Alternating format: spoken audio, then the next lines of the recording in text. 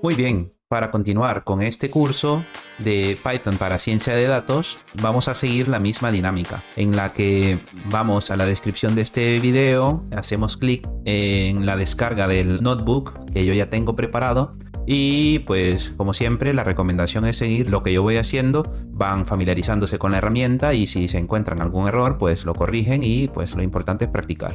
Para aprender un lenguaje de programación es importante practicar, practicar y seguir practicando. Vamos a suponer que ya han descargado el archivo, o sea en este caso pues será este, y la recomendación como siempre es que lo copien y lo peguen en la carpeta del curso que ya habían creado. Si no la han creado, pues les recomiendo que vayan al video anterior en el que ya explico todo esto. Ahora, para abrir este archivo hay dos opciones, de hecho hay más, pero en este caso yo puedo hacer un doble clic y se abre automáticamente, pero no voy a hacer esto. Esto digamos que no es una práctica recomendada y entonces lo que vamos a hacer es que, bueno, esto lo vamos a minimizar. Y como siempre nos vamos a ir aquí al botón de explorador y lo vamos a abrir desde aquí. Una vez que ya lo hemos abierto, lo que vamos a hacer, como ya les había dicho, es operaciones básicas. Operaciones pues de suma, resta, multiplicación, división, potencias, etc. Y bueno, para hacer sumas vamos a ingresar un número. Por ejemplo, 25 más 7 y hacemos control enter. Y aquí está el resultado, 32. También podemos hacer una suma compuesta o una suma de varios números. Por ejemplo, 1 más 2 más 3. Hacemos control enter y ahí está el resultado, 6.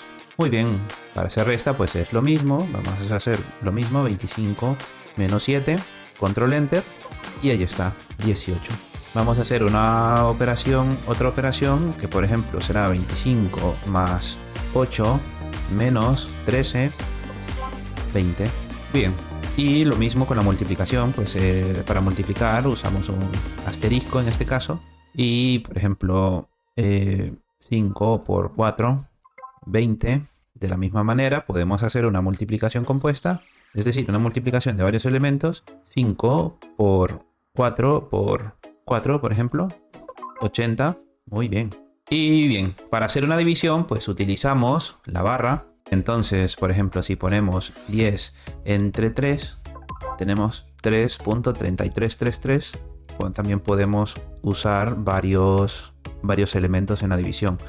Si por ejemplo ponemos 150 entre 3, nos da 50. Y si entonces, como ya tenemos este resultado, si aquí le agregamos otra división, por ejemplo un 5, pues tendremos 10. 150 entre 3, 50 entre 5, 10. Continuando con el módulo de la división, o sea el residuo, en este caso vamos a hacerlo siempre con un ejemplo. Ya sabemos cuál es el residuo de una división. Si tenemos una división que no tiene residuo, por ejemplo 100 entre 5 nos da 20. Entonces una división sin residuo pues nos da 20, ¿no? Y 100 división entera de 5 pues da 20 igual. ¿Qué significa? Que si nosotros hacemos 100 módulo de 5 nos devuelve 0. Eso significa que cada vez que nosotros tengamos una operación, una división sin residuo, cuando hagamos el módulo nos va a devolver un 0. Pero ¿qué pasa si tenemos una división con residuo? Por ejemplo, 100 entre 7. Tenemos que nos da 14.28, 57, 14, etc. Vamos a agregar aquí un par de celdas más para explicar este ejemplo. Entonces aquí vemos que esta operación pues no nos devuelve un valor entero y significa que vamos a tener un residuo. Si a esto nosotros si de esto hacemos la división entera, pues ya vemos que este sería el valor entero. Pero esto significa que si nosotros multiplicamos 7 por 14, nos da 98. Eso significa que nos hacen falta 2 unidades para llegar al 100. ¿Y cómo lo obtenemos? Pues lo obtenemos de esta manera, 100 módulo de 7. Ahí está. Este es el residuo que hace falta. Esto está bastante interesante. Si nosotros quisiéramos hacer una comprobación manual, entonces, ¿qué tendríamos que hacer? Este 2 realmente viene siendo la fracción de 7 para que se cumpla esta operación y sea entera. ¿Cómo así? Es decir, esta parte de aquí de 7.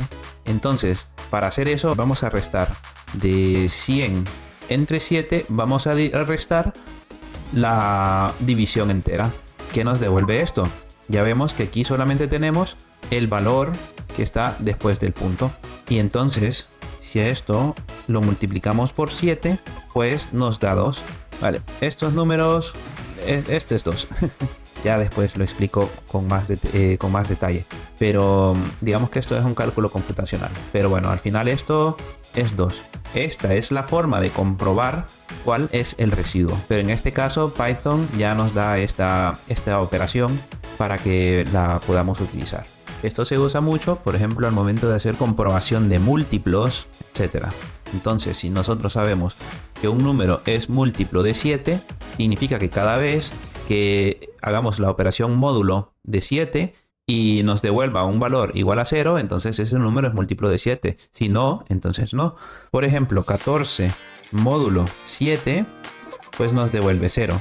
Y si aquí ponemos un 15, pues nos devuelve 1. O sea, eso significa que es un número distinto de 0. Por tanto, 15 no es un múltiplo de 7. Bien, esto espero que haya quedado claro. Si tienen alguna duda, por favor háganmelo saber.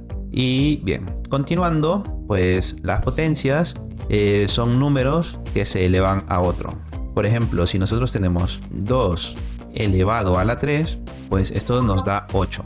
¿Qué significa este 2 elevado a la 3? Esto no es más que multiplicar 2 por 2, 4. Por 2, 8. Es decir, 2 multiplicado entre sí mismo 3 veces. 1, 2, 3. Esta es la operación de potencias. Y pues en Python existe un orden de prioridad de operaciones. Aquí lo explico con bastante detenimiento, así que sugiero que le den pausa al video y que lo lean con detenimiento. Siempre que pongo estos textos, por favor denle pause y léanlo. Traten de entenderlo porque lo he escrito ahí, porque es importante y porque esto sí son cosas que tenemos que saber. Entonces, en este caso, el orden de prioridad de operaciones, pues lo que va haciendo es que primero se ejecuta lo que está dentro de los paréntesis. Después se ejecutan las potencias y los exponentes. Después se ejecutan las multiplicaciones. Y por último se suma y se resta.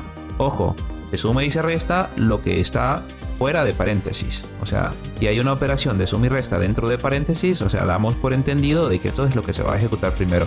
Es decir, todo lo que está dentro del paréntesis. Para comprobar el conocimiento, pues tengo este meme trivia en el que hay dos calculadoras que aparentemente con la misma operación, pues nos devuelve un resultado distinto.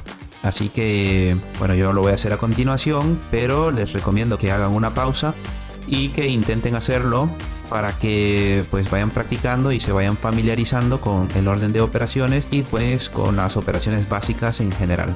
Esto es básico, les recomiendo que todos estos fundamentos los interioricen mucho. Es importante practicarlo, es importante interiorizarlo, porque si no aprendemos los fundamentos, cuando tengamos que hacer operaciones, tareas que sean más complejas, no vamos a entender cómo solucionar problemas, porque se da mucho de que ingenieros o científicos de datos no tienen muy afianzados sus fundamentos en programación y pues a veces no se sabe cómo resolver un problema. Muy bien, yo ya lo hice, espero que también lo hayan podido conseguir. Esto lo que nos dice es que tenemos un 6 entre 2, que es 3, y a esto lo multiplicamos por 2 más 1. ¿Esto qué significa? Según las operaciones que acabamos de ver, pues primero se va a ejecutar lo que está dentro del paréntesis, es decir, se va a hacer un 6 más 1. Después se van a hacer potencias, que en este caso no tenemos, y después se van a hacer multiplicaciones, divisiones y módulos. Entonces, en este caso, se va a hacer esta división, que será 6 entre 2, que es 3 por 3, pues 9. Muy bien. De la misma manera, voy a copiar esto. Una vez que lo he pegado aquí, entonces, si lo ejecuto, pues es un 9. Para que sea un 1, eso significa que la operación tiene que ser de un número dividido por sí mismo, como es el caso de este 6. Entonces, para que esto sea 1, lo que tengo que hacer es poner aquí un paréntesis, y entonces ahora lo que va a hacer es que tendrá un 6 y dividirá todo lo que está dentro de este paréntesis naranja. Y aquí, pues, lo mismo. Vamos a tener un 2 más 1, 3. Pero tenemos otro paréntesis. Entonces, 3 por 2, 6. Y entonces, ahora vamos a tener 6 entre 6. Y pues con esto ya tenemos un 1.